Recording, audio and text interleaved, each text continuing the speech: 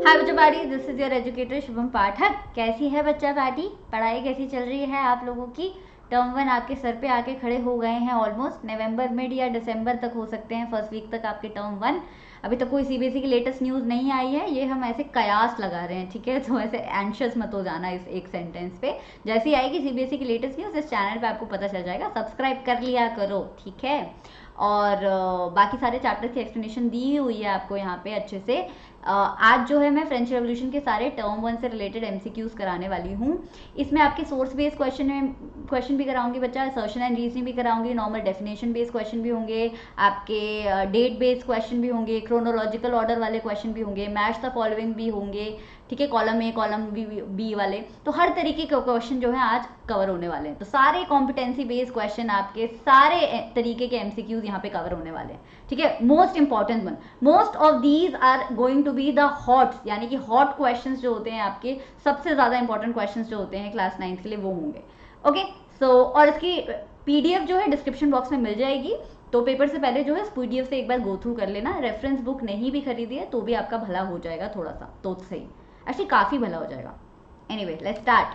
First question is who were not considered as passive citizen. जब नया constitution बना था हमारे फ्रांस में 1791 में, नया क्या पहला कॉन्स्टिट्यूशन बना था, तो क्या था कि दो तरीके से सिटीजन डिवाइड कर दिए थे, active citizen, passive citizen. Active citizen को वोट देने का अधिकार था, पैसिव सिटीजन को नहीं था। पैसिव सिटीजन में कौन आते थे? विमेन आती थी फ्रांस की सारी, बच्चे आते थे फ्रांस के सारे, और वो आदमी आते थे जिनके पास बहुत ज़्यादा प्रॉपर्टी नहीं थी कि वो टैक्स पे कर पाए, राइट? तो मैन विदाउट प्रॉपर्टी भी आते थे। यहाँ पे मैन विदाउट प्रॉपर्टी तो कहीं लिखा नहीं है, तो राइट आंसर विल बिकम आपका वेल्दी पीपल। वेल्दी पीपल नहीं आते थे, है ना? तो यहाँ पे लिखा है कि पैसिव सिटीजन में से कौन से लोग यहाँ पे नहीं आते थे, तो right answer would be wealthy people, इसमें नहीं आते थे। एक्चुअली वेल्दी पीपल से भी अच्छा ऑप्शन यहाँ पे होता है कि वेल्दी मैन लिखा होता है, लेकिन wealthy people has both wealthy man and wealthy women, और हमें पता है कि wealthy man definitely active citizen में आते थे, तो right answer would B this. Okay, next question. What was the condition of the France when Louis the 16th became the king? जब लुई 16 राजा बने तो फ्रांस की कंडीशन कैसी थी? ऑप्शन नंबर ए, फ्रांस के सारे फिनेंसेस जो है ड्रेन्ड अप हो रखे थे, फ्रांस के पास बहुत ज़्यादा पैसा नहीं था। ऑप्शन बी कह रहा है कि फ्रांस के ऊपर वॉर का डेट था, बिल्कुल था। ऑप्शन नंबर सी कह रहा है कि फ्रांस के पास हाई इंटरेस्ट वाला एक लोन था, बिल्कुल था। और ऑप्शन डी कह रहा है कि ये सारी ही चीज़ें थी, ये सारी ही चीज़ें थी। The right answer is option number D. ये चैप्टर की स्टार्टिंग में ही हम फ्रांस की कंडीशन पढ़ लेते हैं ना। अमेरिका को हेल्प किया था फ्रांस ने कि जाओ भाई इंडिपेंडेंस लो ब्रिटेन से। अमेरिका ने बहुत ज़्यादा पैसा ले लिया था फ्रांस ने सोचा ठीक है अमेरिका वापस कर देगा, अमेरिका ने ठेंगा दिखा दिया, फ्रांस के ऊपर चढ़ गया कर्जा, है ना? Next question, which of the following tax was extracted by the church from the patients.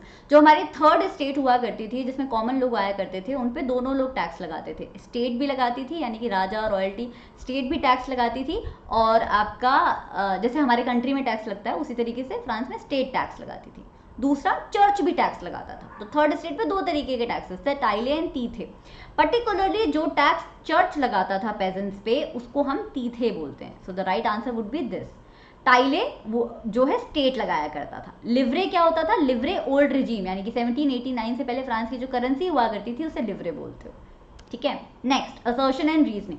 यहाँ देखो असर्शन एंड रीजनिंग में लिखा हुआ है कि the first clear expression of nationalism came with the French revolution in 1789। जो पहला क्लियर एक्सप्रेशन आया था नेशनलिज्म का, वो फ्रांस के रेवोल्यूशन से आया था 1789 में। रीजन दिया हुआ है कि फ्रांस जो है एक टेरिटोरियल स्टेट था अंडर मोनार्की। पक्का ही सही है, दोनों ही ठीक है, दोनों ही ठीक है, लेकिन इस दोनों का आपस में कोई ताल्लुक है कि नहीं? नहीं यार, ये आंसर नहीं होगा। और एक्चुअली ये क्लास 10 का है, इसको बॉदर मत करो। This is actually class 10th का जो मैंने गलती से इसमें डाल दिया है। First clear expression of nationalism, ये rise of nationalism in Europe का पहला सेंटेंस है, तो ये क्वेश्चन आपके पेपर में नहीं आ सकता। Next question, which division of the French society was force to pay taxes. Old regime में 3 डिविजन हुआ करते थे, first state, second state, third state. First state में आती थी क्लर्जी कम्युनिटी, सेकंड में आती थी नोबिलिटी, थर्ड में आती थी आपकी कौन? Common people. तो कॉमन लोगों को देना पड़ता था सारा का सारा टैक्स, चाहे वो डायरेक्ट हो चाहे वो इनडायरेक्ट टैक्स हो। So the right answer would be member of the third state. यहाँ पे कॉमन पीपल भी लिखा होता तो भी राइट आंसर होता। Next question, what did the artist want to depict in the given picture. इस फोटो में क्या डिपिक्ट करना चाह रहा होगा आर्टिस्ट? देखो कोई भी तो बैठा हुआ है आपका यहाँ पे कोई तो ऐसे चेयर पे बैठा हुआ है बड़ा महान बन के, है ना? बड़ा महान बन के कोई चेयर पे बैठा हुआ है, बढ़िया उसने टोपी वोपी लगा रखी है। यहाँ पे ग्रेन्स देख रहे हो आप, और यहाँ पे एक गरीब सा आदमी दिख रहा है जिसके हाथ में बास्केट है और थोड़ा सा खाना है और थोड़ा सा कुछ तो उसने पोटली में पकड़ा हुआ है। अभी ऑप्शंस पढ़ते हैं। Noble man as the spider, peasants as fly, the poor peasant brought everything for his lord, और ऑल द अबव। एक्चुअली इस फोटो में ये रिप्रेजेंट हो रहा है, देखो ना, इसके ऊपर ये स्पाइडर है, इसके ऊपर ये स्पाइडर और यहाँ पे ये फ्लाइज हैं। तो नोबल मैन को एक स्पाइडर की तरह दिखाया है जो जाल में फंसा लेता है बेचारे पूरे पुअर पेजेंट को। ये एक्चुअली फ्यूडलिज्म दर्शा रहा है बच्चा। फ्यूडलिज्म में क्या होता था कि एक बड़ा लॉर्ड हुआ करता था और एक स्मॉल पेजेंट हुआ करता था। बड़े लॉर्ड का मतलब ऐसा एक पेजेंट जिसके पास बहुत सारी प्रॉपर्टी होती थी। स्मॉल पेजेंट का मतलब जिसके पास प्रॉपर्टी या तो नहीं होती थी या बहुत ही छोटे छोटे खेत होते थे, तो उसे बड़े लॉर्ड के खेतों पे काम करना पड़ता था। और बड़ा लॉर्ड जो होता था, यानी कि बड़ा पेजेंट जो होता था, वो छोटे पेजेंट को एक्सप्लॉइट करता था। तो यहाँ पे बड़े लॉर्ड को जो है इन्होंने स्पाइडर की तरह दर्शाया हुआ है नोबल मैन को। नोबल मैन मतलब अमीर व्यक्ति एक तरीके से जिसके पास बहुत प्रॉपर्टी है। तो लॉर्ड नोबल मैन एक ही चीज हो गई यहाँ पे। तो नोबल मैन को यहाँ स्पाइडर की तरह दर्शाया हुआ है, मतलब कि स्पाइडर जैसे होता है ना कि जाल बिछाता है और जैसे ही उसमें कोई इंसेक्ट आता है तो ट्रैप हो जाता है, जाल इसीलिए बनाता है ना स्पाइडर। तो उसी तरीके से दर्शाया हुआ है कि नोबल मैन जो है स्पाइडर की तरह जाल बुनते थे और उस जाल में आके बेचारे छोटे पेजेंट्स फंस जाते थे। और पेजेंट्स को यहाँ पे फ्लाई की तरह दिखाया हुआ है।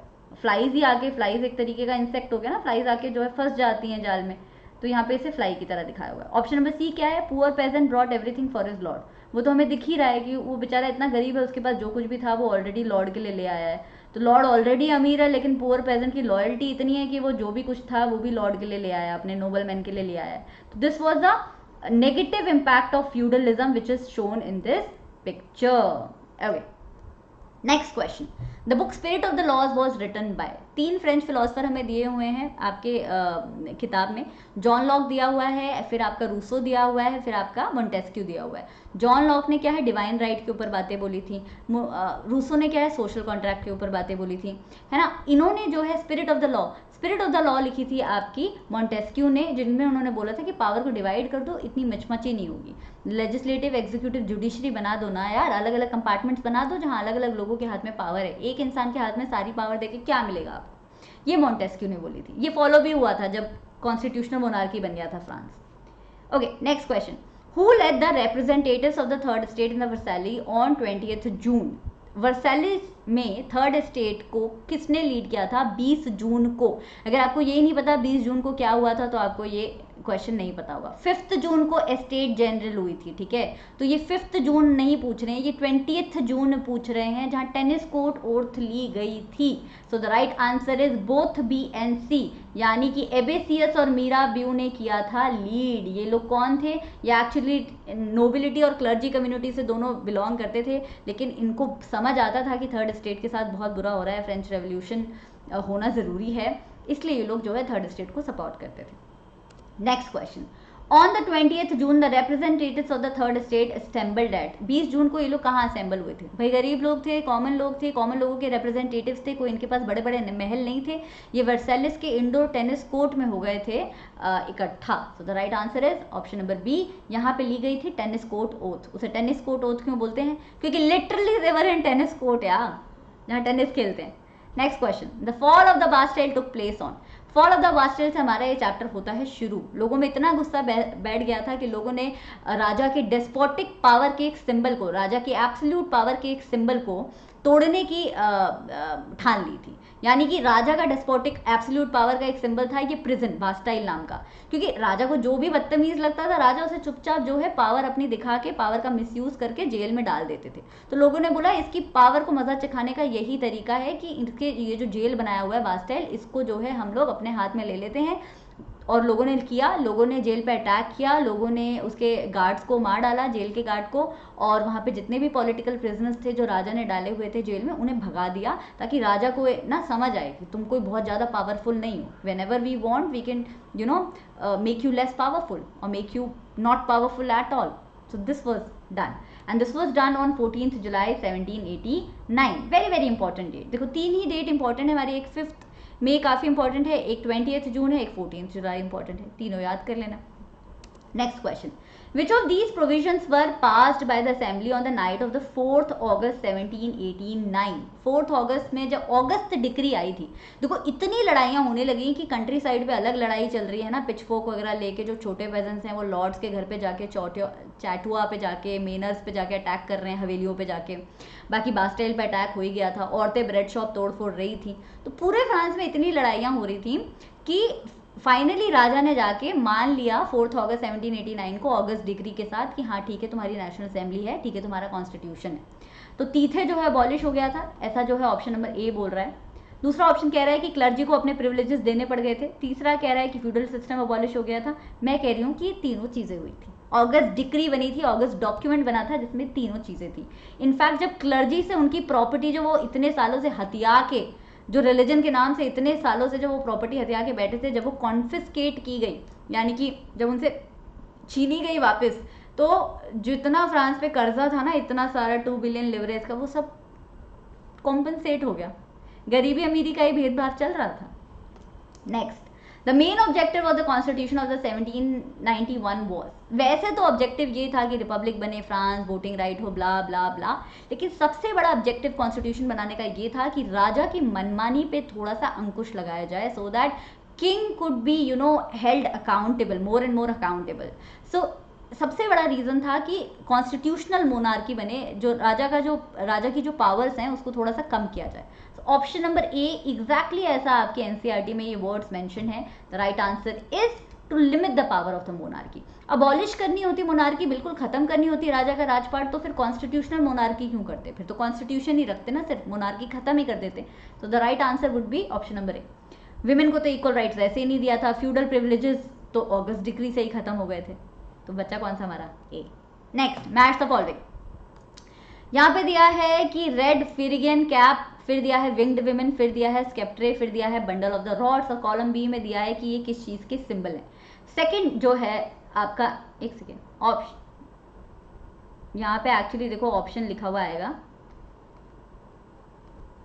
ऐसे लिखा हुआ आएगा बच्चा, ये यहाँ नहीं लिखा था। तो फोर्थ ऑप्शन जो है करेक्ट है, यानी कि ए जो है सेकंड। रेड कैप जो है लिबर्टी का सिंबल थी, लिबर्टी बोलो फ्रीडम बोलो एक ही बात है। विंग्ड वुमन जो है आपका सिंबल थी पर्सोनिफिकेशन ऑफ द लॉ, जैसे हमारे यहाँ कानून की देवी जो है वो ब्लाइंड फोल्डेड और एक तराजू के साथ दिखाई जाती है, एक स्केल के साथ दिखाई जाती है, वैसे ही फ्रांस के रेवोल्यूशन के दौरान विंग्ड वुमन दिखाई गई थी पर्सोनिफिकेशन ऑफ लॉ, क्योंकि जो राइट्स थे declaration of the rights of the man and citizen में, उन्हें नेचुरल एंड इनएलियनेबल बोला गया था। तो एक तरीके से विंग्ड वुमन मतलब एंजल दिखाई गई थी कि भाई भगवान ने ये राइट्स ह्यूमन बींग्स को दिए हुए हैं, ये नेचुरल राइट्स हैं, नेचर ने दिए हुए हैं, इन राइट्स को हमसे कोई नहीं छीन सकता।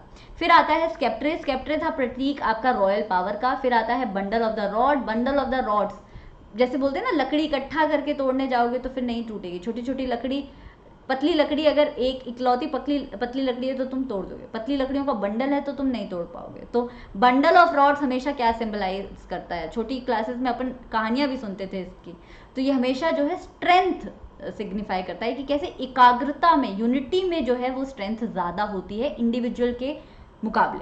सो the right answer is option number 4। Next question, assertion and reasoning. Assertion है कि लुई द 16 जो है उसे जुलाई 1794 में अरेस्ट कर दिया गया था and on the next day was sent to guillotine. ये यहाँ पे द आएगा,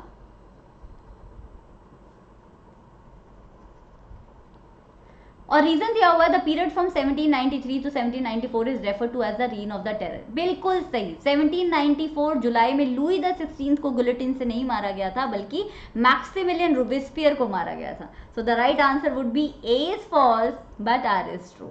next question, the constitution of the 1791 gave voting rights to, मैंने बताया दो तरीके के सिटीजन थे, एक्टिव और पैसिव। सिर्फ एक्टिव सिटीजन्स को मिला था voting right.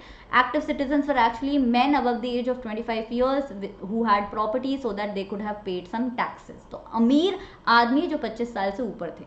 So the right answer would be all citizens, no, all man above 25 years, या man who paid taxes equal to at least 3 days of labourer, both B and C.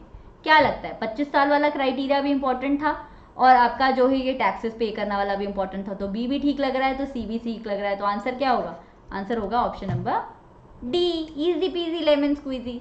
Next question, the constitution began with the declaration of the rights of the man and citizen. बिल्कुल सही, constitution का पहला पन्ना जो है ये था, declaration of the rights of man and citizen. Man नहीं था, मैन था एक्चुअली, बट रीजन लिया है कि it was the duty of the state to protect each citizen natural right. क्या लगता है ये रीजन सही है? बिल्कुल सही है। यस, जब फ्रांस का कॉन्स्टिट्यूशन बना तो ऐसा आया कि थर्ड स्टेट के रिप्रेजेंटेटिव्स मानते थे कि ये स्टेट, ये जो राइट्स हैं, ये नेचुरल राइट्स हैं, इनको तो प्रोटेक्ट करना ही करना चाहिए। बाकी जो अच्छे चेंजेस लाने सोसाइटी में आप लाइए, लेकिन इन राइट्स को तो प्रोटेक्ट करना ही चाहिए। तभी तो कॉन्स्टिट्यूशन का पहला पन्ना इन राइट से लिखा गया था। ठीक है, तो both of them are true and R is the correct explanation of A. Next, national anthem France का क्या था? ये उस तरीके का क्वेश्चन है जो या तो आता है या तो नहीं आता है, इसमें कोई तुक्का नहीं लगता है। नेशनल एंथम फ्रांस का मर्सेलिस था, जो लिज्ने ने लिखा था, रॉजर दे लिज्ने ने, और ये एक्चुअली पहली बार गाया गया था जब ऑस्ट्रिया और प्रशिया के खिलाफ नेशनल असेंबली ने जंग छेड़ दी थी, लेकिन फिर बाद में जाके ये फ्रांस का बन गया आपका नेशनल एंथम। तो Marseillaise is the right answer. Next question, who among the following was the leader of the Jacobin? भाई ये तो सबको पता है, जो रीन ऑफ टेरर में थे, फिर जो जुलाई 1794 में जिन्हें मार डाला गया था, मैक्सिमिलियन रोबेस्पियर, नाम तो सुना होगा। Next question, red cap worn by the Jacobin symbolises. पहले भी कर चुके हैं हम। लाल रंग की कैप का एक ही मतलब होता था, लाल का मतलब होता था वहां पे लिबर्टी। तो लिबर्टी, वैसे राइट आंसर लिबर्टी है, लेकिन लिबर्टी की जगह अगर ऑप्शंस में कभी फ्रीडम आया और लिबर्टी हो ही ना, तो फ्रीडम पे भी आप जो है मार्क कर सकते हो अपना आंसर, क्योंकि लिबर्टी और फ्रीडम जो है बहुत ही सिनोनिमसली यूज होते हैं। So right answer here is liberty. देख लेना, लिबर्टी दिया है तो लिबर्टी ही होगा answer. Next, which group of the people did not join the Jacobin club? कौन से लोगों को जैकोबिन क्लब ज्वाइन करने की अनुमति नहीं थी या वो लोग खुद ही नहीं करते थे? Daily veg workers, businessman, artisans या मैन विद प्रॉपर्टी? भाई मैन विद प्रॉपर्टी को ज्वाइन करने की क्या जरूरत है ना। आप देखो ना, कॉन्स्टिट्यूशन बना 1791 में, एक्टिव सिटीजन पैसिव सिटीजन बन गए। एक्टिव सिटीजन्स को मिला वोटिंग राइट, पैसिव सिटीजन्स को नहीं मिला। फिर नेशनल असेंबली ने ऑस्ट्रिया और प्रशिया के खिलाफ लड़ाई लड़ी। फिर कई लोग थे जिन्हें लगता था कि यार अभी भी और रेवोल्यूशन होना चाहिए फ्रांस में, क्योंकि अभी भी वोटिंग राइट जो है वो सिर्फ अमीर लोगों को मिला है, राइट। तभी तो जैकोबिन क्लब बने। तभी तो जैकोबिन क्लब में थोड़े गरीब लोग हुआ करते थे सोसाइटी के, less prosperous section of the society के लोग होते थे उसमें, है ना। तो यहाँ पे आंसर है मेन विद प्रॉपर्टी को जैकोबिन क्लब में एंट्री ही नहीं मिलती थी, यहाँ पे लेस प्रॉस्परस लोग होते थे। तो डेली वेज वर्कर्स डेफिनेटली होते थे, आर्टिस्ट डेफिनेटली होते थे, बिजनेसमैन ऐसा कहीं दिया नहीं है कि नहीं होते थे, लेकिन मेन विद प्रॉपर्टी जो है उनका यहाँ होने का कोई मतलब ही नहीं था, क्योंकि उनको रेवोल्यूशन से क्या लेना देना, they already had the voting right. So right answer would be option number D. Next, the word guillotine during the French Revolution era refers to? क्या था भाई गुलोटिन? फोटो दिखाई हुई है, दो लकड़ी के पोल्स होते थे, बीच में एक स्लांट वाला वो होता था, ब्लेड होता था, है, बिहेड कर देती थी ये मशीन, गंदी मशीन, सर धर से अलग हो जाता था, पनिशमेंट, अजीब तरीके की पनिशमेंट चलती थी फ्रांस में। The right answer is beheading a person. Actually refers to की जगह यहाँ पे आना चाहिए था कि गुलोटिन का क्या फंक्शन होता था। Guillotine refers to a machine used for punishment in the French era which was used to further behead a person. Next, Robespierre को गुलोटिन किस साल में किया गया था? 1794 में किया गया था, लेकिन 94 से रिलेटेड यहाँ पे दो ऑप्शन दिख रहे हैं, तो आपको पता होगा तभी आप ये कर पाओगे। Answer is July 1794। Next question, Who seized power after the fall of the Jacobin government? जब जैकोबिन की गवर्नमेंट भी गिर गई तो किसके हाथ में आई power?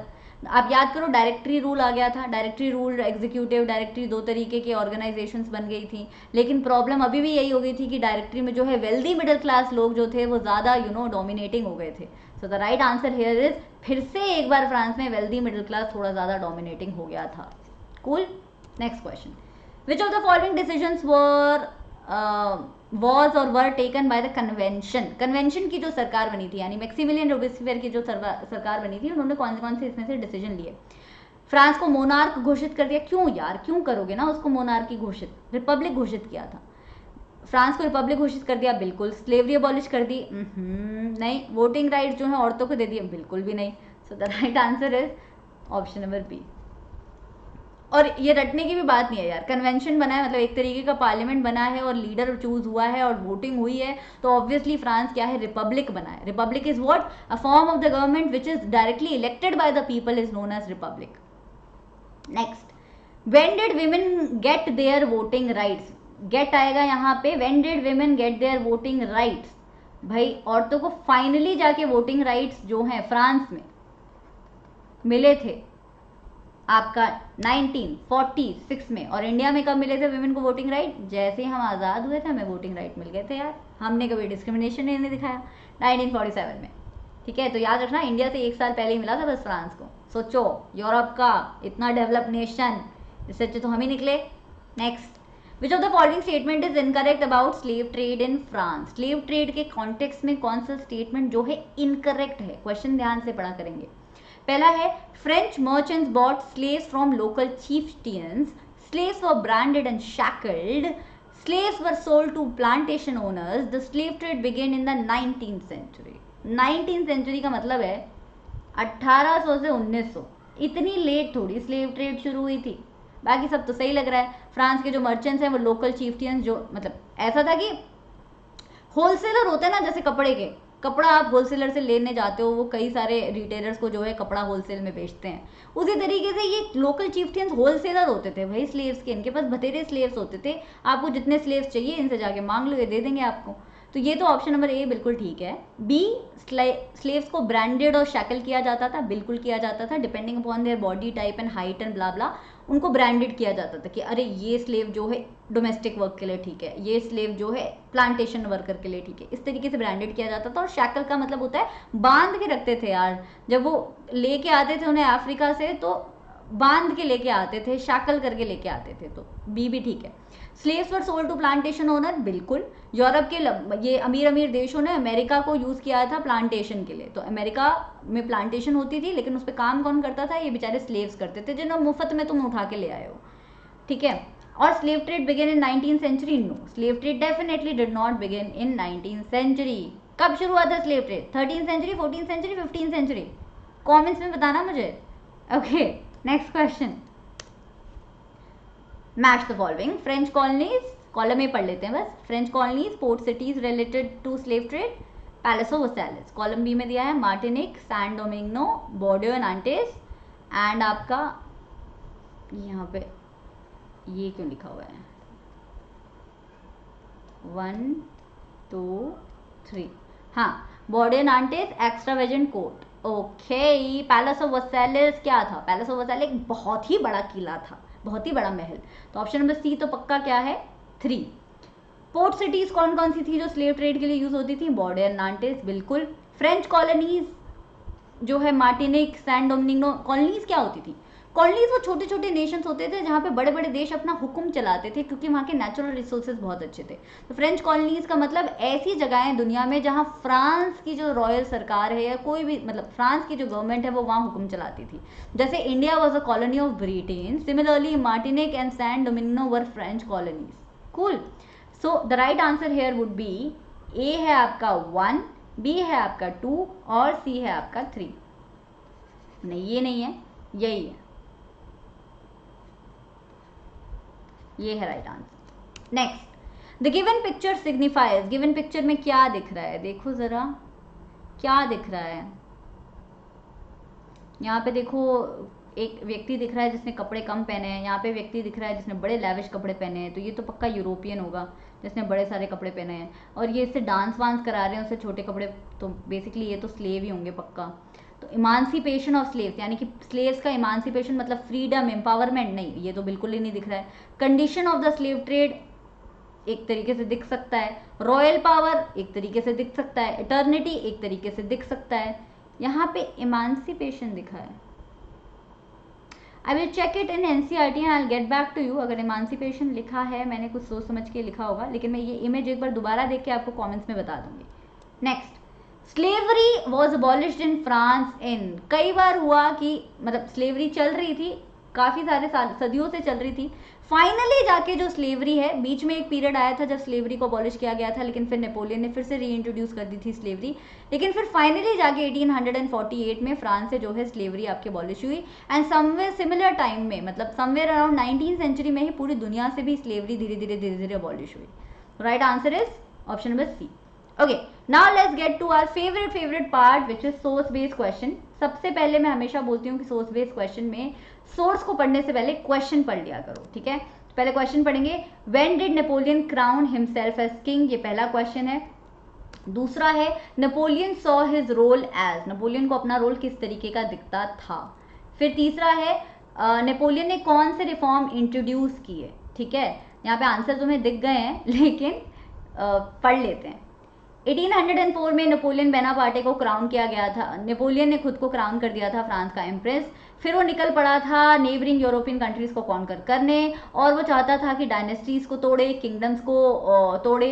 Where he place members of his family, और वहां पे अपनी फैमिली के मेंबर्स बिठा दे, डायनेस्टीज और किंगडम्स को हटा के अपनी फैमिलीज के मेंबर बिठा दे। नेपोलियन जो है अपने आप को एक मॉडर्नाइजर की तरह देखता था, यूरोप के जो मॉडर्न रिफॉर्म्स ला रहा था। नेपोलियन ने काफ़ी ऐसे लॉज बनाए जिसमें प्राइवेट प्रॉपर्टी का प्रोटेक्शन भी हुआ, यूनिफॉर्म सिस्टम लगाए उसने, वेट्स के और मेजर्स के, डेसिमल सिस्टम प्रोवाइड किया उसने। इनिशियली नेपोलियन को लोग एक लिबरेटर यानी कि आज़ाद करने वाले एक व्यक्ति की तरह देखा करते थे जो हर जगह जाके फ्रीडम लाएगा, लेकिन धीरे धीरे नेपोलियन की आर्मी जो है वो लोगों को पसंद आनी बंद हो गई। फाइनली उसे बैटल ऑफ वाटरलू में डिफीट कर दिया गया 1815 में। जो उसने इतने सारे मेजर्स किए थे, अपने रेवोल्यूशनरी आइडियाज़ लगाए थे, लिबर्टी के मॉडर्न लॉज जो लगाए थे यूरोप में, उसने काफ़ी सारे लोगों को इम्पैक्ट किया even after Napoleon had left. तो ये नेपोलियन के ऊपर एक सोर्स है। फर्स्ट क्वेश्चन है कि नेपोलियन ने अपने आप को राजा कब घोषित किया, ये तो हमें पहले ही दो उसमें मिल जाता है यार। Right answer is 1804। दूसरा क्वेश्चन है नेपोलियन अपने आप को किस तरीके का देखता था। जैसे ही हमने पढ़ा हमें पता चल गया वो अपने आप को एक मॉडर्नाइजर की तरह देखता था, नहीं मॉडर्नाइजर ऑफ यूरोप की तरह देखता था। Next is which reforms were introduced by him. Protection of private property ये तो दिया ही हुआ है हमारे सोर्स में। Uniform system of the weights and measure ये भी दिया हुआ है हमारे सोर्स में। एस्टैब्लिश इक्वालिटी बिफोर लॉ ये भी दिया हुआ है हमारे सोर्स में। सो the right answer is all the above. अगर इवन आफ्टर मतलब तीनों ऑप्शन में अगर एक ऑप्शन में आपको कंफ्यूजन भी होता, दो के बारे में आप श्योर होते, तो भी आंसर क्या होता, ऑल द अबव होता। ठीक है, तो अपने ऊपर कॉन्फिडेंस रखा करो। नेपोलियन को कौन सी लड़ाई में डिफीट किया गया था, 1815 में बैटल ऑफ वाटरलू में डिफीट किया गया था, जो क्लास 10th में आप डिटेल में पढ़ेंगे। तो ये है आपका आंसर। नेक्स्ट एक और सोर्स करते हैं, चलो इस सोर्स को पहले पढ़ लेते हैं। Olympe de Gouges was one of the most important of the politically active women in revolutionary France. ये बोल रहे हैं, एक सेकंड को मैं पेन अपना जो है, हाँ ओलंपी डे गॉर्जस, मुझे इनका नाम प्रोनाउंस करना नहीं आता है, लेकिन ये बहुत ही इंपॉर्टेंट पॉलिटिकली एक्टिव विमेन थी रेवोल्यूशनरी फ्रांस में। उन्होंने जो है कॉन्स्टिट्यूशन के अगेंस्ट प्रोटेस्ट किया था और declaration of the rights of man and citizen के खिलाफ प्रोटेस्ट किया था, क्योंकि declaration of the rights of man and citizen में विमेन को एक्सक्लूड कर दिया गया था बेसिक राइट से। मतलब वो राइट्स थे जो हर ह्यूमन बीइंग को मिलना चाहिए, लेकिन फिर भी वहाँ पे विमेन को एलिमिनेट कर दिया गया था, एक्सक्लूड कर दिया गया था।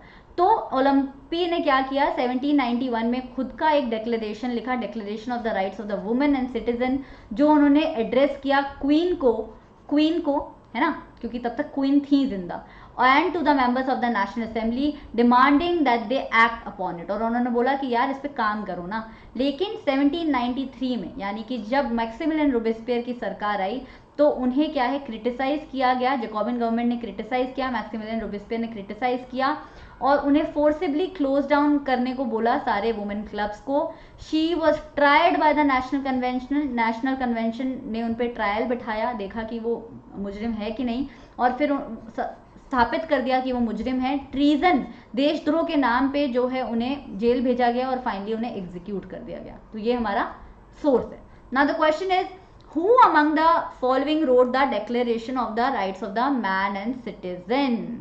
किसने लिखा था? रविंद्रनाथ टैगोर तो नहीं हो सकते आंसर,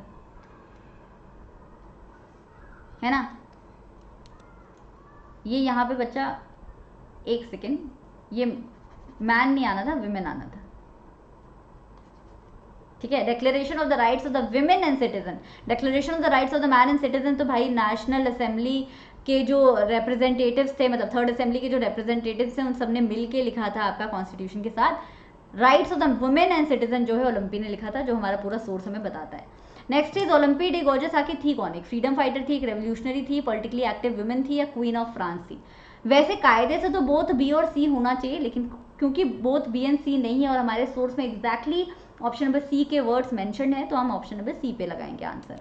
नेक्स्ट इज, क्या रीजन दे के उन्हें जो है जेल भेजा गया था और फिर फाइनली उन्हें एग्जीक्यूट यानी कि फांसी दे दी गई थी। So the right answer is कि ट्रीजन के नाम पे उन्हें जो है देशद्रोह के नाम पे, कि तुम देश के अगेंस्ट कोई काम कर रही हो, right. So this was all and I hope you enjoyed as much as I did. कोई और क्वेश्चंस तुम्हें अभी भी परेशान कर रहे हो, कोई असर्शन और रीजनिंग, तो इस थ्रेड को जो है, मैं सारे बच्चों से गुजारिश कर रही हूँ कि इस वीडियो के कमेंट सेक्शन को जो है आप फ्रेंच रेवोल्यूशन से रिलेटेड एमसीक्यूज डिस्कस करने के लिए बना सकते हो। It can be a one stop solution for your MCQs for French revolution. जो भी एमसीक्यू आपको नहीं समझ आता है वो इसके कमेंट सेक्शन में डाल दो and I will try to solve it personally, और आप लोग भी एक दूसरे के एमसीक्यू सॉल्व कर सकते हो, ठीक है।